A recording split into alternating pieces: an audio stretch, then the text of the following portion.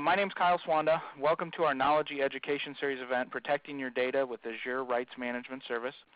We've found that there's a lot going on with technology and business these days, so these sessions are designed to bring some clarity to some of the different technology buzzwords that are being used today and to help find business use for them in your organization. We're planning on around a 15-minute presentation. We'll leave room for Q&A at the end of the session. As we are presenting, feel free to type in your questions and we'll answer them towards the end. As I said, my name is Kyle Swanda. I'm the Vice President of P&L Technology. My role is to work with our customers to deliver solutions that help bridge the gap between businesses and the technologies that are being used today. Azure Rights Management is certainly one of those that doesn't really have a very sexy name, but can certainly add a lot of value to your organization, especially when it comes to protecting your data.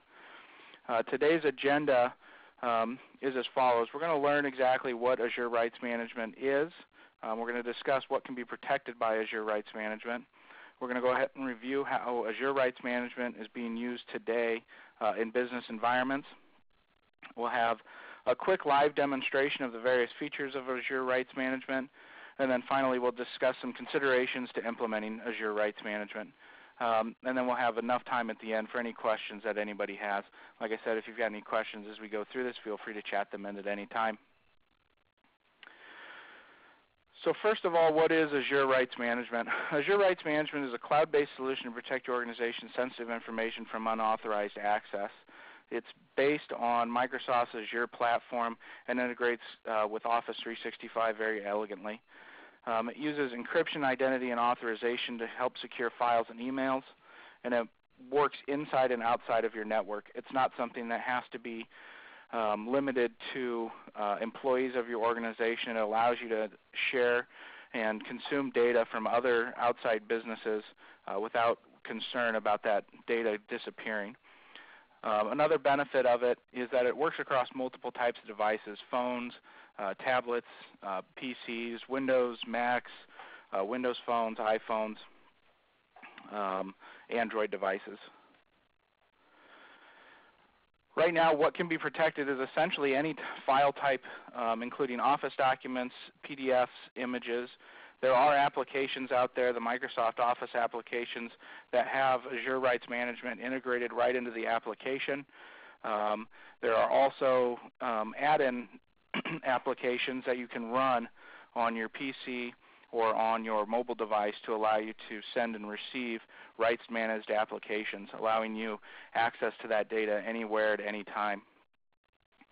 The other feature of Azure Rights Management is Office 365 message encryption, which allows encrypted emails to be sent to anyone.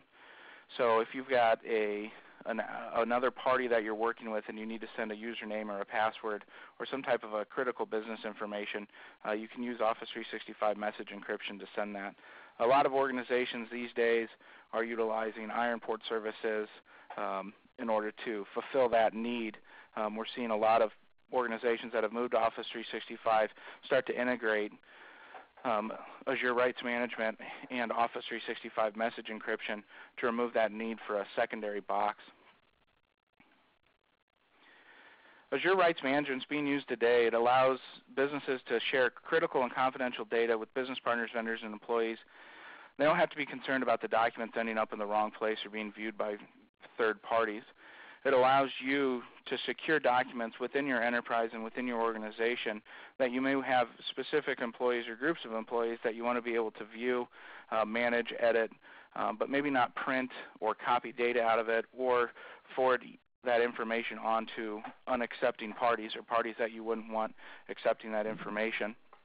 It also allows you to communicate and collaborate outside of your business, so with vendors or with customers, and again, send confidential information to them, but prevent them from being able to do anything with that once they've received it. They can't forward that information off.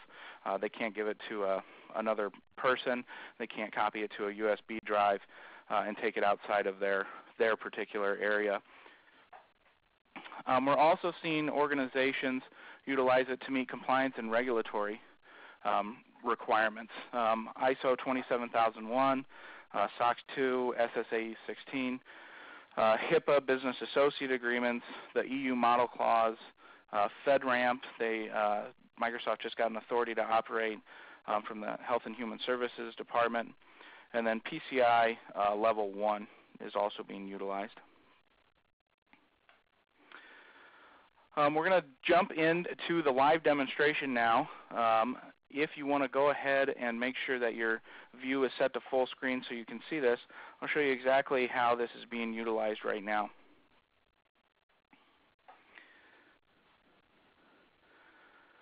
At this point, you should be able to see a Windows Explorer view with a few documents in there. I'm going to start with this Office document and open it up. And right now you can see we've got a document that contains some confidential information, and we're asking them not to distribute. Right now this document is not protected. I could send it to anybody. Anybody can print it and have access, full access to anything, share it, email it, and send it off to anybody else. When it comes to Azure Rights Management, we've already got it enabled on our account. We're signed in right now under our Office 365 account. When we want to protect this document here, we're going to come on here under Info and under Protect Document. We've got a number of different things that you're probably familiar with. Encrypt with Password, which is just built into Microsoft Word. It allows you to put a simple password on the document itself. While that is sufficient sometimes, it's fairly easy to crack that, and if somebody really wants to get into it, generally they can. The area that we're focusing on right now, or today, is going to be under the Restrict Access area.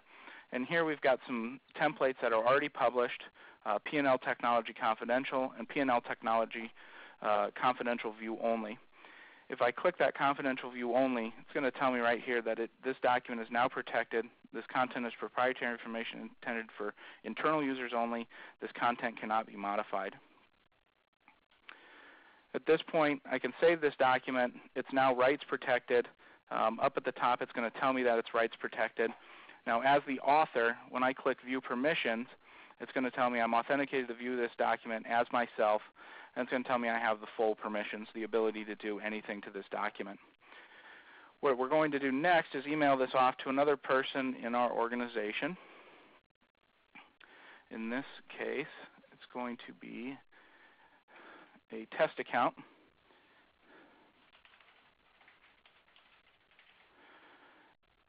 And we'll get that sent off.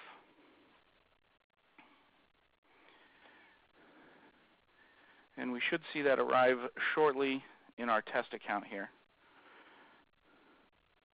And we've just received it. We can see we received the confidential document. We've got it right here. If we go ahead and open this document up, it's going to open it in Word, just like we would be used to. And we can see right at the top it tells us P&L Technology Inc. Confidential View Only. This content is proprietary information intended for internal users only. This content cannot be modified.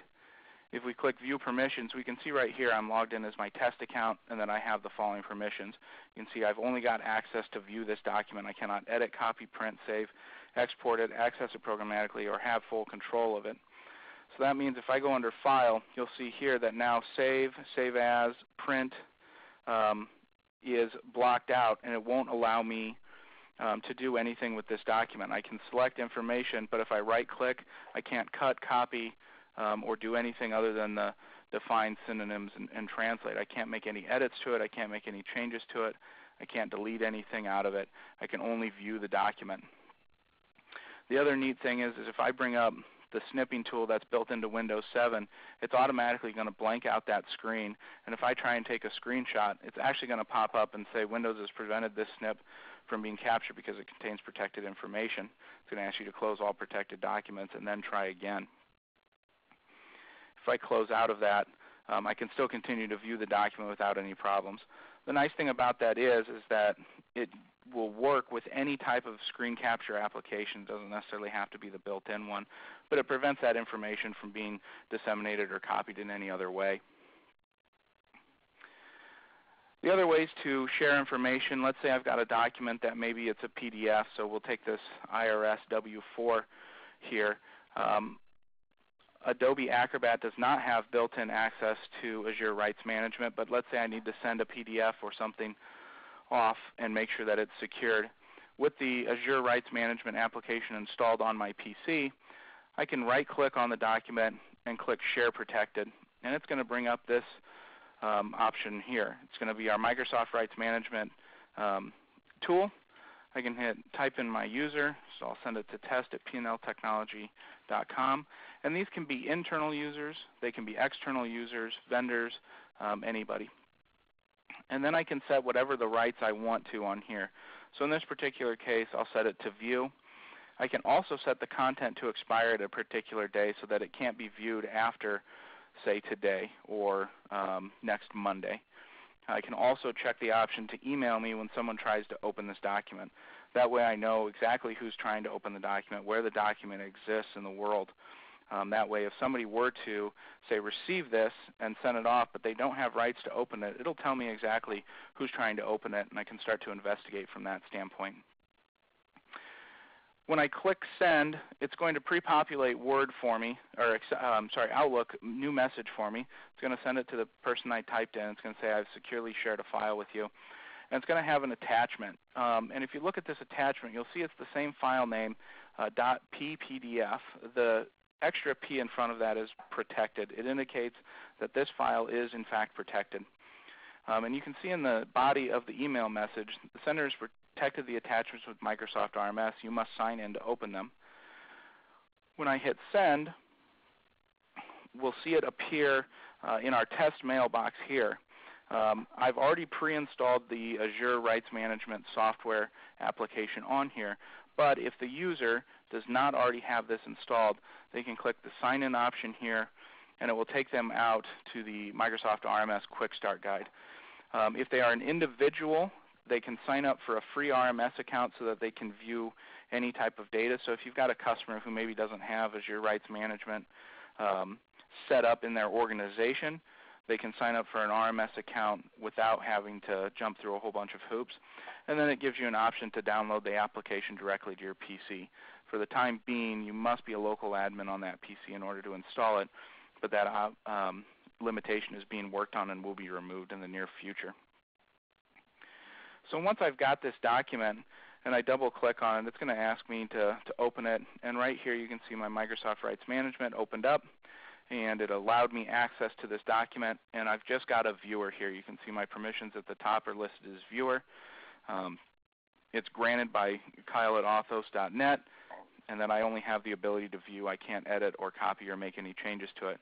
If I try to select any data within this document, I can't. If I right click on it and try and print it, when I hit OK, it's going to tell me I don't have permissions to print this content. It's really only going to allow me to view this document and not make any changes to it. I also received an email from the Microsoft RMS team indicating that test@pltechnology.com opened IRSW4.pdf and at what time that was. So anytime anybody tries to open this document, I'm going to get another email about it indicating where and who is opening that document. The third part that we want to take a look at is the ability to just send encrypted emails. In this case, I'm going to create a new email message. I'm going to send it to test@pltechnology.com. And again, this can be sent either internal or external. And the trigger word right now is going to be in the subject line where I type encrypt in. Anything at this point within this encrypted email will be encrypted. The end user will be the only one, or the subjects that it's sent to will be the only ones who can open it. Type in some information here, and I will send it out.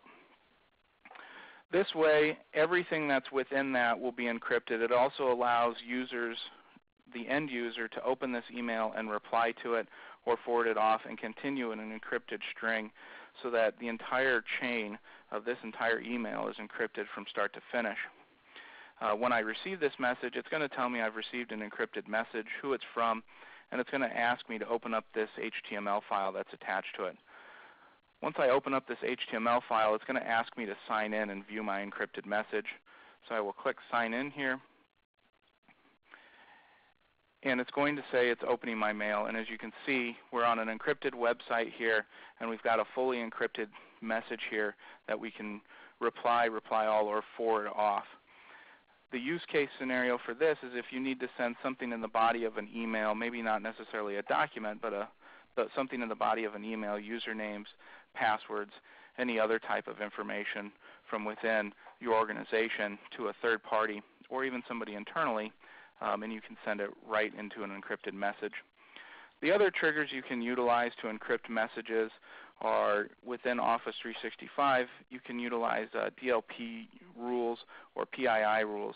So you can have it identify Social Security numbers. You can have it identify credit card numbers, driver's license numbers, any other form of identified PII. So if you have, say, customer account numbers that have a particular pattern to it, you can identify those.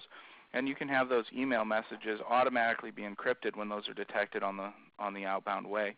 It's also possible utilizing Office 365's DLP rules to block that email from going out and sending an email to, say, a compliance officer within your department or within your organization to have a discussion about sending any type of personally identifiable information within it. So those are really the three ways we have of sharing that information and those documents is through emails. The easiest way is obviously to send an Office document or a Word, Excel, PowerPoint document and protect it from right within that application that supports it.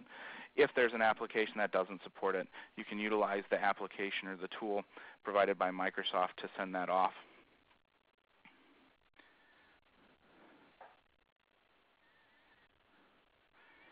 Alrighty. And from an implementation standpoint, we look at a number of different things. How do you get Azure Rights Management? Well, depending on the Office 365 plan you're currently subscribed to, it may be included. Any of the E3 plans or the E4 plans automatically include Azure Rights Management. It just needs to be activated within your portal. From a configuration standpoint, once it's set up and activated, there's two templates that are automatically generated within the supported applications. That's the confidential and the confidential view only, ready to go. If there's additional functionality you want to add, you can create additional templates and add in additional functionality or restrictions. Some of the use cases we've seen will allow only certain groups within a company's organization to view specific files. If you've got financial data or payroll data, perhaps you just want the accounting department or the management team to be able to view those documents, and you can protect those documents, and they can reside anywhere within your organization. They can be on a file server. They could be within SharePoint. They could be on a USB drive. The benefit of using Azure Rights Management within a supported application is that that file is protected no matter where it goes. It will require internet access the first time you open it just to verify that you have the ability or the rights to do so. But from that point on, you can actually set the policy to allow access to that document going forward without internet access in an offline mode for a specific amount of time. So if you have a document you know you're going to need to utilize offline that is rights management protected, you can set it to allow you to use it for 30 days without checking back in. There is additional cost if it's not included within your E3 or E4 plan. If you have Office 365 Exchange Online or perhaps an E1 plan, there's an additional cost per user of $2 a user a month. We can help identify what plan you currently have and add this in. Sometimes it makes sense to look at jumping up to a different plan as opposed to just adding this on at that point. We also have the ability to train end users on how to use it. So we can go through, get the application installed on their PCs, train them how to share protected documents. We can help you set up policies for encryption, identify DLP rules that we want to move forward with. I think it's important at this time to note that when it comes to implementing these types of solutions, while they seem easy to implement and easy to put in place, we often recommend that you sit down and discuss with the important parties in your organization what you're trying to accomplish from a business perspective. Are there documents you're trying to protect? Are you trying to meet specific security requirements? And then implement following that. It always makes best practice to identify what you're trying to solve for rather than just implementing a new technology because it seems like it may solve a problem. Sometimes it can create more problems than it's worth. All righty, it looks like we've got a few questions here, The first question is, how does this work on mobile devices? It's a good question. Like I said, it's supported on Windows mobile devices, on Apple iOS devices, and on Android devices. Really, it's just a matter of going to the App Store, and Microsoft has published a rights management service application that you can download for free. It's just a matter then of logging into the account that is associated with that, so that maybe the one on your PC or your Office 365 account. So if you receive one of these protected documents on your mobile device, you can open it up, and it will track and manage who has access to what permissions you have, if you can edit a document, or you can move forward with it. If there's any additional questions, feel free to chat them in, and we can go ahead and answer them. Otherwise, move on and indicate that coming up, we do have our second annual Knology Delivered User Conference. Our first event was a huge success. We had a lot of people that showed up and told us that they should have brought more of their team to the event. They thought it was great. We've got it planned for November 10th, 2015 at the Embassy Suites in La Vista, Nebraska. We do have a number of different sessions planned for that, focus on training frontline staff on popular products. More hands-on training will define later this year, and some executive-only content dependent on your role in the organization. Right now, we do have a special going for this webinar, a pre-registration price of $49. That's 50% off the regular price. To learn more and register, please visit www.pltechnology.com/events. And we've got one final question here. Would this work on a training video? A user can click a link from our website. Sure, we'll publish this video directly to YouTube, so you can link directly to it if somebody wants to take a look at it down the line and utilize it for training purposes. All right. If there's no other questions, or if you come up with a question following this, feel free to reach out to us. We'd be more than happy to discuss it at any time. Otherwise, that's going to be it for today.